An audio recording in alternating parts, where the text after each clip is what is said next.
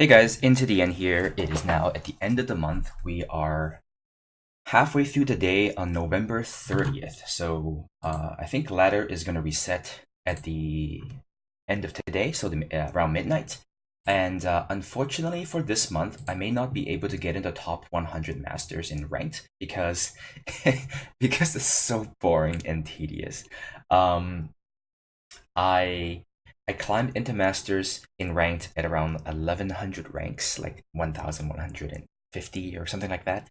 Um, and I've climbed to about 350 over the last week or so, and that 800 ranks was so boring. I I went from 1100 to maybe 400-ish ranks. Um, Using tier 1 decks like Stone Scar Aggro, Elysian, Praxis, Armory, and I just couldn't handle it. At some point, I just quit. That's enough for me. And I walked away from ranked for a few days and recorded a whole bunch of draft videos that is on my channel now. It is draft number 11, 12, and 13, which you hopefully you have time to go check them out. Those are Master Top 100 and Masters Top 50 drafts, and there are some good games there. So at some point, I went back to ranked, but I couldn't bring myself to play tier 1 decks anymore. So I started looking into more interest. Oh, not this one. Wrong one, wrong one. More interesting decks. And this is the beautiful abomination that I've come up with through a week's worth of tweaking. This is the final version of the deck, and I have to say it's quite good. I'm pretty proud of that. We have a pretty decent win rate. We've climbed. So when we started playing this deck, we lost a lot of games and fell back to maybe rank 800 or so unranked. And then once it starts to win again in its final form, we climbed about 600 ranks to a best performance of rank 250 around there. And then since then, we've lost some games. So we've kind of been falling and climbing between 250 to 400 within those ranks there. But here's the deck. It is a deck built around moments of creation, and you get to use the last word. I don't if that's not spicy, I don't know what is. At its core, this is a mid to late game control deck. However, it is not a super late control deck. If you were to put everything on a spectrum of 1 being the fastest deck and 10 being the latest control deck with inevitability, this deck was fall somewhere between maybe 7, 8, and 9. So it doesn't go super late. But it does have a lot of good, strong late game stability. So, the game has this deck has a very simple game plan. It's a 3-step game plan. Number 1, you kill everything your opponent plays. 2, get to 7 power as quickly as you can, and 3, find moment of creation and just cast it. It's a pretty silly and straightforward and linear game plan, and simple, but often it's actually pretty hard to execute and surprisingly effective when you get it to work. When I first saw the card Moment of Creation, I didn't think it was playable, 7 or 8 power, even after the buff. I didn't think it was playable. I have no respect for large vanilla units that doesn't have any special abilities. That's just the way my brain works, and I've really dismissed the power level of this card until recently. I played a ladder game, a ranked game, where a opponent beat me with this card, and it's really piqued my interest, and I tried to make the deck work and build my own version of it. And it turns out, surprisingly, there are many decks out there that simply cannot beat 2, 10, 10, 12, 12 units. And actually, I've cast Sentinels that are 25, 25, 28, 28 in some of the longer games. And surprisingly enough, very few decks can beat it. And even decks that have answers to these threats, like removal spells, all you need them to do is miss for 1 or 2 turns, and then they die. Because it closes out games so quickly, it leaves your opponent with a very small window to find the answers that they need. And so it's a surprisingly good threat. So let's talk about some of the card choices. Now, we're gonna start backwards, going from the high end, and then work ourselves backwards to the one drops there. This deck has a very wide curve. It's also got a really weird looking curve.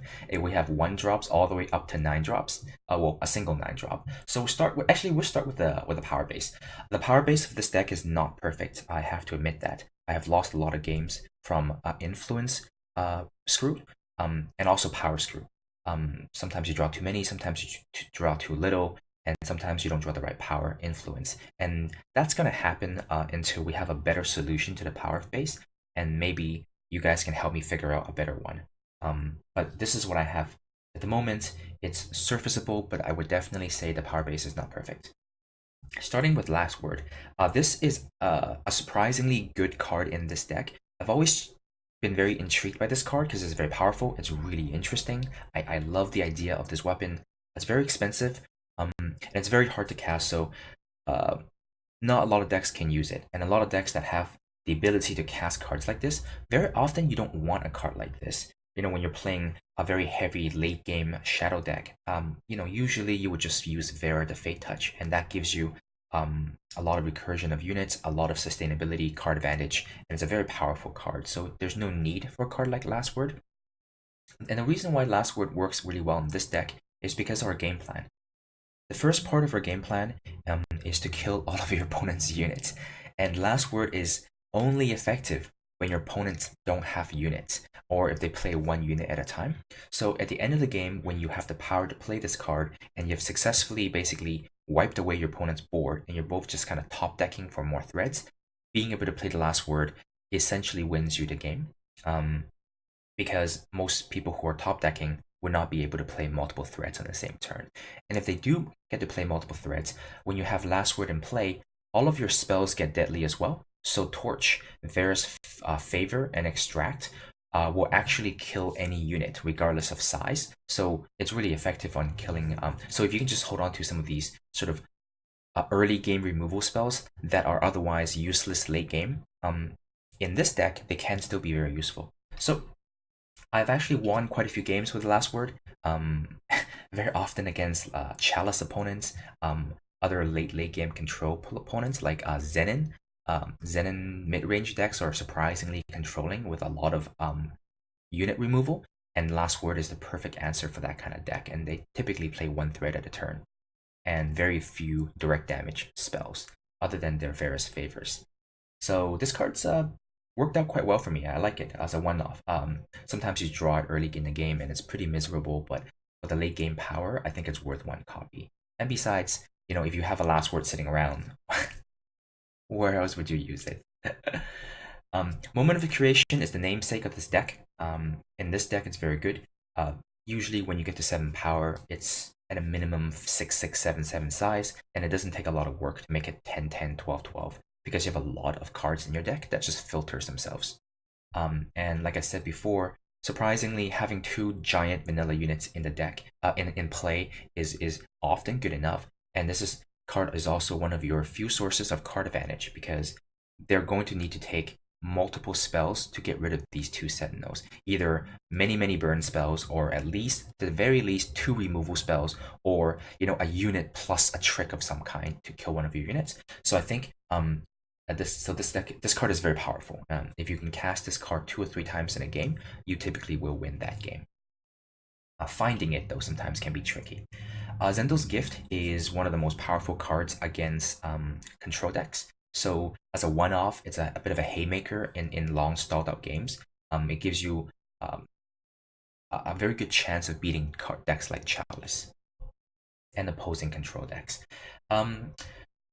3 Mystic Ascendant, and the reason for this is because this deck does tend to flood out a little bit, and this deck doesn't have a lot of card advantage. So you do need some ways to draw cards, and Mystic Ascendant is one of the best, and it's a must-answer thread. Typically you play it, and you play a power, and you draw a card immediately.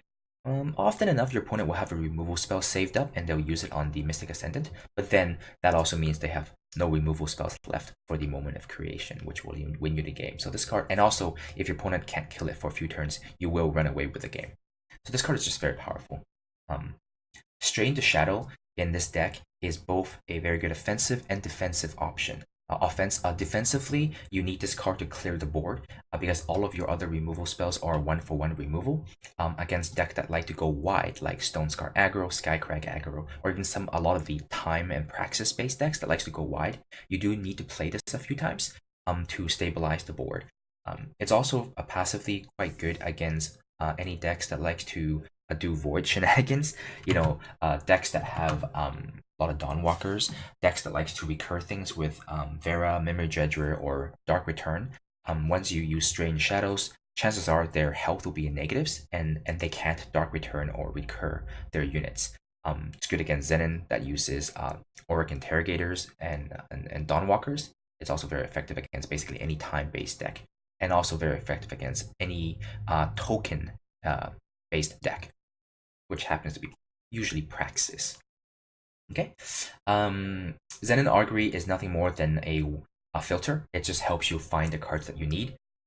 Gaining the 3 life is sometimes relevant when you're in a situation where you're falling behind and an aggressive deck is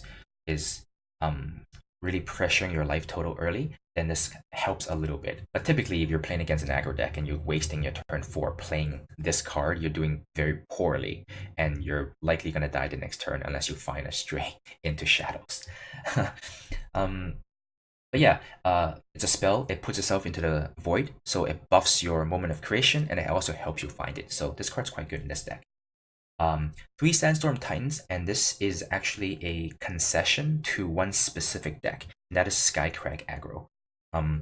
Because all of your removal spells are 1-for-1, a Skycrag aggro, specifically of all the decks out there, is really good against you because of the Aegis units that it runs, the 2-1 Aegis Yeti and the 3-2 Aegis Vadius.